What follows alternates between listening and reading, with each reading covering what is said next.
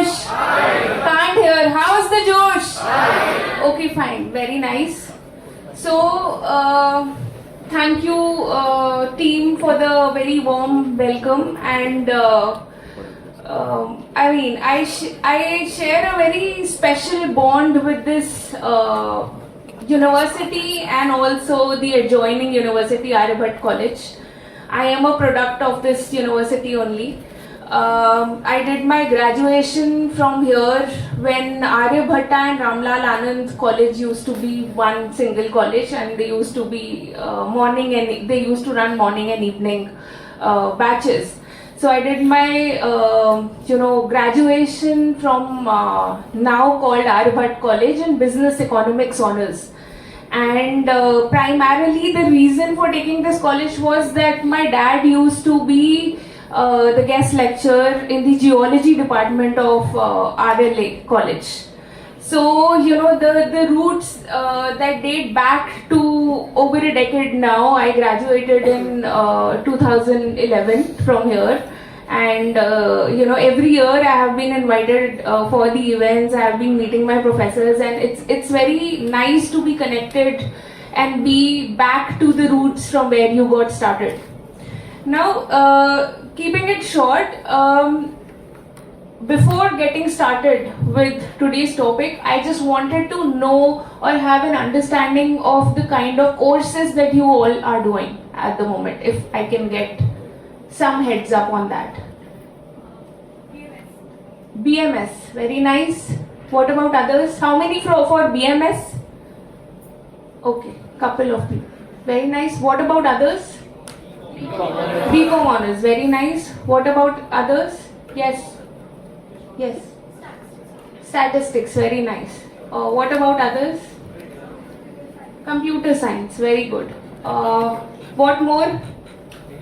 English honors, very good. Anybody from eco honors as well?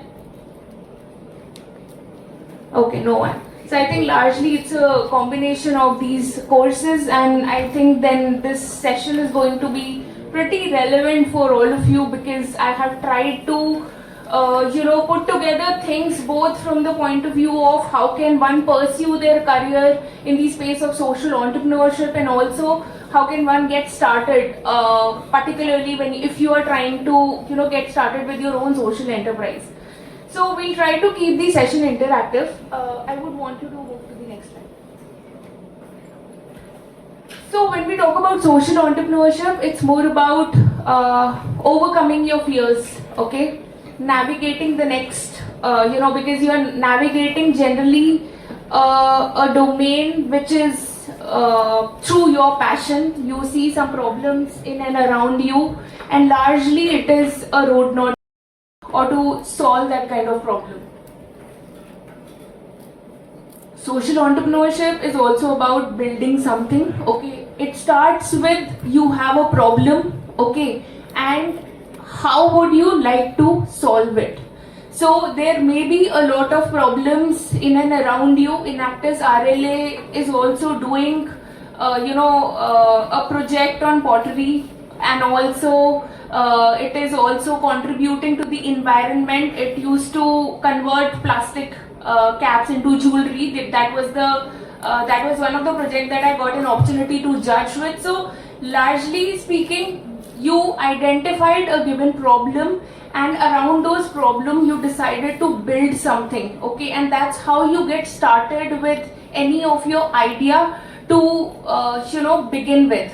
Or if you are wanting to get started with any project, this is like the starting point, that you see that there are a lot of problems in and around you, and then you start building up, start thinking, start brainstorming, and coming up with solutions regarding the same. So when we talk about social entrepreneurship, it's a process, okay? It starts from your idea. So what is that thing that you are going to do in order to solve the problem that you see in and around you? In the process, you either come up with an innovative product or any kind of service that will help you to resolve the problem that you see in and around you. Also, it is about the problem that you are solving. A lot of times there may be challenges, particularly if you're wanting to get started with as a social entrepreneur. But then how do you navigate those challenges? Do you have that acumen in you? Do you have those problem solving capabilities in you? Are you getting scared, or are you ready to take the challenge? Is something also that one needs to take into account when you are getting started in this space. Yeah. Also, it is about your customer base, because ultimately you will have your product or your service to sell, and until and unless your customers are not happy or they are not wanting to purchase your products, do you think you have served the purpose? No, right? Yes. So hence, having your customer base is very, very important, particularly when you are launching any product. And this is also very important from the point of view of you getting started, you starting any project within your Enactus. Okay, you have an idea, you are launching this product or you are launching this service, but then are your customers willing to pay you for it? Do they see the kind of value that you have to give? Are they really interested in your product or not? How is it that your product is different from the others? So these are a couple of things that you have to keep in mind. Also, your revenue model is very, very important. Like we say, social entrepreneurship is not charity. Okay, you are not doing any kind of charity. You have identified a given problem and you have a unique solution to get the problem solved, and hence you have that innovative product or your unique service that you are providing to the customers, and that's how your revenue model works, because people find value in the work that you are either delivering as a service or through the product that you have. They will be willing to pay for you. Also, your team. And the crux of Enactus is all about that. You people come together, you work together. It's not a single man's game. The projects are carried out largely in teams, and that's how the field of social entrepreneurship also works. You cannot work in silos. You have to build your team. You need to have like-minded mentors who can actually guide you, whom you can approach whenever you are in doubt, and that's how you are able to create an ecosystem around the work that you are doing. So when we talk about social entrepreneurship, it is largely a human-centered process. Okay, and when we talk about human-centered, it is more to do with sympathizing or empathizing with the problems that you see in and around you, and bringing in an innovative solution to solve that given problem. Okay, so how uniquely are you doing it? What ideas make you different is something that will really work if you want to make, or if you want to create your brand different from the rest. Okay, so how is it that you are different from the rest is something that you have to constantly brainstorm, you have to build upon, and that's how you are going to add on to the work that you have done in the last or in the couple of years. So when you are getting started, or when you are in between your project or the work that you are doing around social entrepreneurship, this is like a general situation that you are going to face most of the time. Here you are going to be wherein you will be constantly brainstorming, building upon the question of what is it that you are trying to solve, and how is it adding value in the lives of the customers or the people whom you are serving. And on the other hand, you will see people who are continuously raising their hands, asking them how is it that you are going to help them. So maintaining a balance between the two is very, very important in order to be able to come out with a unique solution that is going to solve your problem. So it starts all with feeling. You need to first feel, like I mentioned, you need to empathize with the problem. Until and unless you put yourself in the shoes of the others, you empathize with the problem that you are observing in and around you, you will not get ideas. So feeling, sensing the problem and putting yourself in the shoes of others is the first step of getting started. Then, through whatever you sensed or whatever you felt, you need to now imagine ideas that will help you to solve the given problem, which you see in and around you, with the idea of which resonates with yourself. The next is, keeping and imagining will not, help you to get started with something concrete. Hence, taking action is very, very important. Until and unless you put your idea or put your imagination into say a small pilot to test whether whatever you have in your mind is going to work or not, things will not work. Okay, so it's always good to do a small pilot of the ideas that you have, through which you are trying to create a difference. And when you do that, you automatically come up with more ideas in order to improve the given project that you are working on. Last but not the least, sharing is very, very important. Sometimes, we do a lot of work, but we are very, very hesitant to share. It could be our stories, it could be our reflections, it could be, the work that we did. And the reason is that, people say कि यार क्या कहेंगे लोग, या फिर वो हमारे बारे में क्या सोचेंगे, ठीक है? In the space of social entrepreneurship, sharing is equally very, very important. It may be a failed project, or it may be something that you did very nicely. But when you share things, you receive feedback. There is also a potential chance that you may meet or you may get connected to a like-minded investor who may be willing to invest in your idea. Hence, sharing your work through stories, through testimonials, or it can generally be the work that you did or the pilot that you did or you tested, is very, very important. Your reflections matter a lot. Okay, there is a possibility that you did few activities last year with your seniors, and here you are this year taking a lead.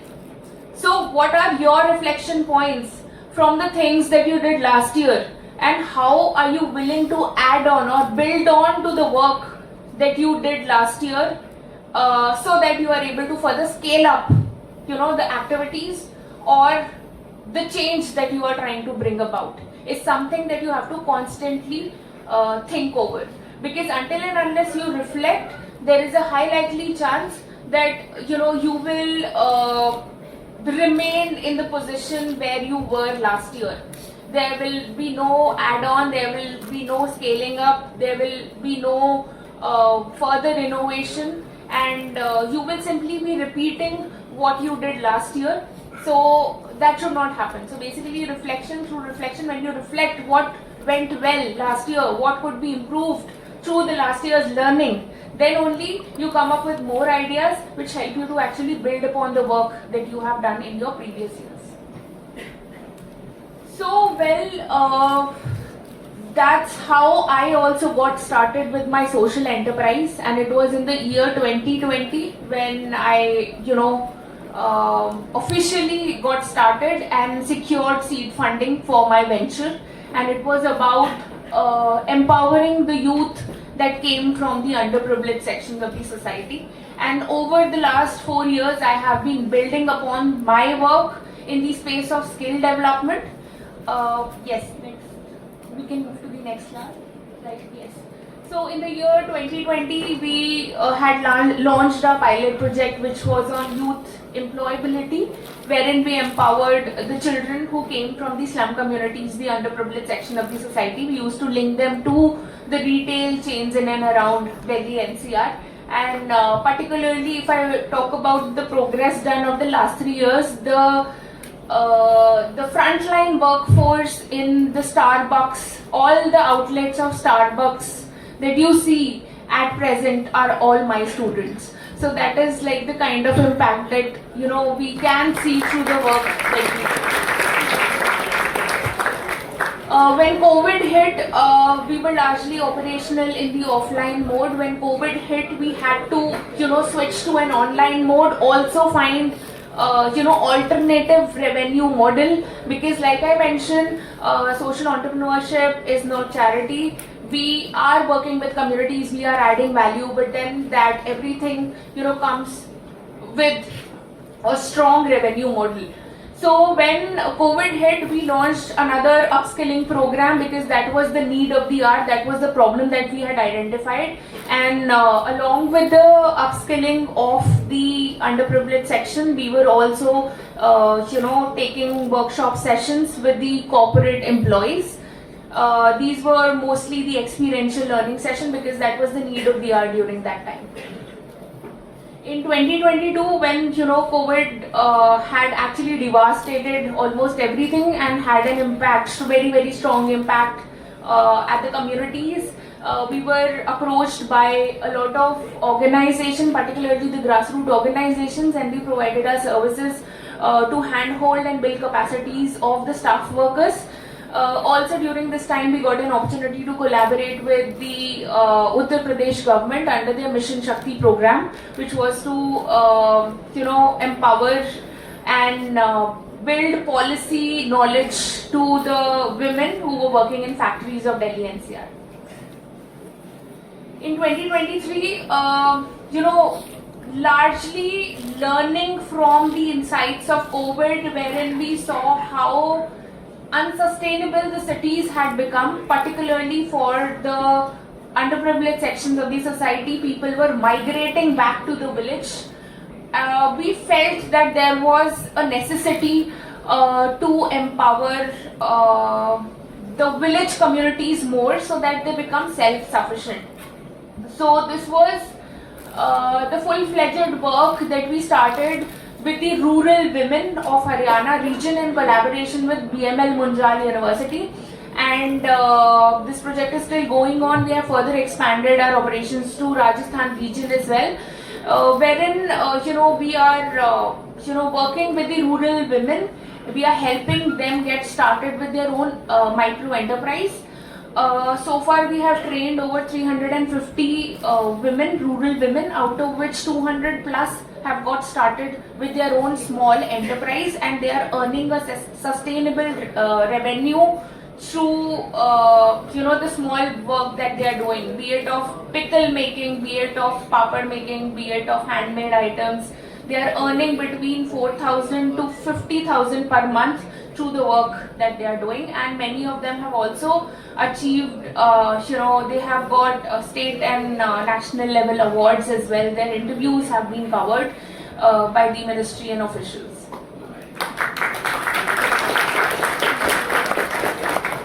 So since then, here we are, and this year we further expanded our operations to Rajasthan region, and we were supported by Hinduja Group Ambuja Foundation as well. We have a lot of stories, and you can actually watch the stories by scanning these QR codes. The stories are of women entrepreneurs, rural women entrepreneurs who successfully took our training program and got started with their small business, earning a monthly revenue through the work that they are doing. Now, touching also about the aspect of sustainability. Okay, when we talk about sustainability, we talked largely a lot about social entrepreneurship, empathizing with people, but at the same time, we have to make sure that whatever work we are doing is sustainable in a way that we are taking into consideration the boundaries, the ecosystem boundaries in which we are operating. Okay, that takes me to a word called regeneration. Okay, so there is this question of regeneration that you see on the screen, and over here I would want to know from you your insights in terms of what when I say this word regeneration, what are some of the things that come to your mind? Recycling plastic, very good, that is one option. Come on, I would like to hear from you responses. It could be anything. When we talk about regeneration, what are some of the things that come to your mind? Nothing.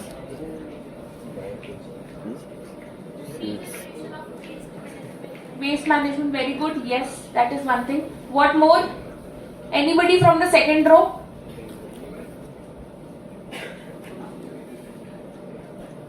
Last. कुछ भी नहीं आता.